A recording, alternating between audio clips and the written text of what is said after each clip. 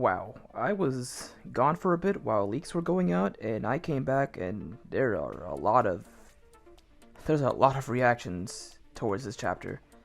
Um, I'm gonna go ahead and just speed run through it so I can get to the main topic. But yeah, let's get started.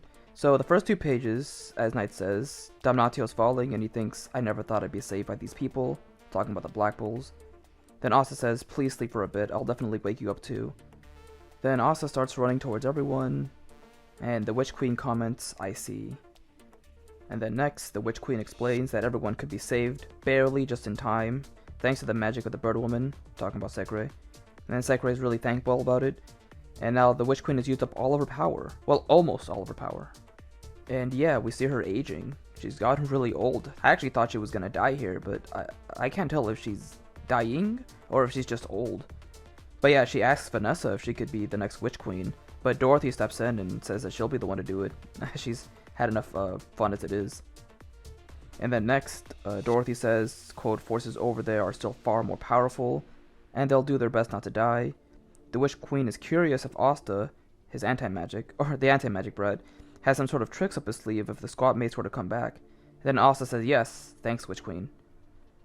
And then we see a flashback to the Land of Sun. Ryu starts theorizing and asks the characteristics of anti-magic is something that, quote, gives anti-magic powers. Asta already has explained with this. So, okay, this is a bit weird. So I'm guessing he's talking about how he can transfer anti-magic. So Asta was able to do that with Yami's katana, and we saw that in the fight against Dante. But then Ryu says if Asta is able to do it to objects, he should be able to do it to people as well. And then Asta thinks about the Demon Dweller's ability when he absorbed Noel's spell back in the dungeon. Which is interesting because we're actually going to learn more about the Demon Dweller's ability, which is something that everybody's been asking for the longest. And then Ryu says that Asta's become much better at handling anti-magic during his, quote, Zetten training, and anti-magic power is an unknown entity, so it's, worth a try. And then Asta calls his Demon Dweller sword, and he's able to imbue the Black Bulls with anti-magic. And then the chapter ends with all the Black Bulls getting ready to join the battlefield, and they all have, really cool new looks. Now, this is where everyone is getting, really confused and pretty upset. Let's get one thing off the bat, though, because thankfully a lot of people are bringing this up. This is not an ass pull. This is something we've seen before. Lick did this with his Demon Dweller sword during the Elf arc. He was able to share his abilities with everybody. Now, this is where everyone gets confused. Everyone's like, wait, but if Lick's able to do that with his magic, how is Asta able to do that with anti-magic? And the thing is, it shouldn't be out of the question because Asta's been able to control his anti-magic to such a level that he should be able to be surrounded by it. So if he's able to do that, he should be able to share it with others. That isn't really the confusing part. What confuses me a little bit is how it'll work, because all the Black Bulls, they have magic, but now they also have anti-magic.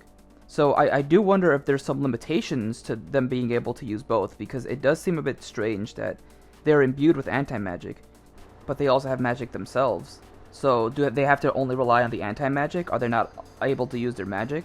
Or are they able to use both? It is a little bit confusing, but at the same time, I'm pretty sure this is something that'll be explained later on. It's of course, it would be nice to have it all explained here, but I'm pretty sure Tabata is going to slowly explain this as it goes on.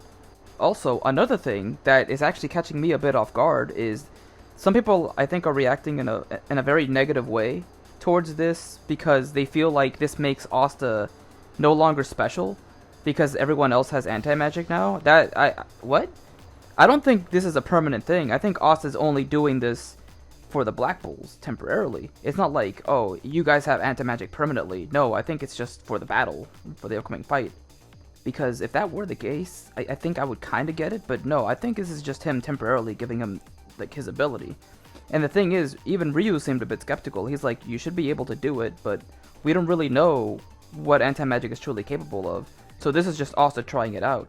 Which why I feel like there has to be some form of limitation, or perhaps a timer or something that'll cause this to go away, because I don't think this is gonna go as perfectly planned as Asta and Ryu thinks. So I feel like something that'll happen later on that'll, I guess, make this seem more balanced than it actually is. But yeah, I don't think this though all the Black Bulls are permanently getting anti-magic. I don't think that's the thing. It's just Asta who has anti-magic. He just happens to be able to do it be able to share it around thanks to his Demon Dweller Sword. And judging by the fact that he gave it to the Black Bulls, it's just gonna be them that has it. And like I said before, they're not gonna have it like forever. I think it's just for the upcoming fight against the Paladins. But yeah, I think the important thing right now is to actually be patient because, like I said, most of us are confused. And we don't really have a lot of details about how this works, or even really about anti-magic itself. I think Tabata's leading up to really how it actually works. So I say just, wait until, a few more chapters come out, because I think we'll get more context as, as it goes on. Now, I'm not saying, oh, if you're feeling really negative about it, or if you're feeling angry, you're not a true Black Clover fan, or something like that. Like, I get the confusion, and I get the concern. Like, you're well within your right to feel that way, but I don't really feel like this is anything to be super negative about. Like, to be confused, yes, I get that. Like, some people in the fandom are, like, really wondering how this works, or how it'll work as, like, it goes on. But, like, I feel like we're just missing some key information that we're probably going to get in the next few chapters. Or at least, that's how I feel anyways.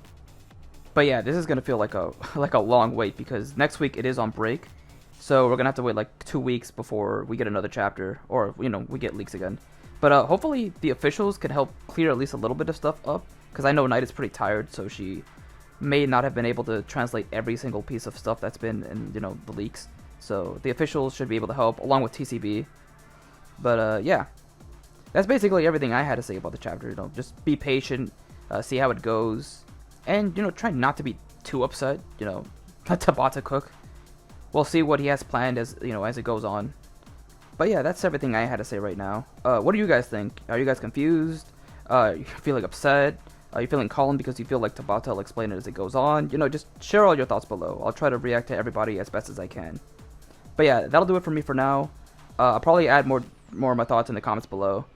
But yeah, that'll do it for me for now. Peace out and take care, everyone.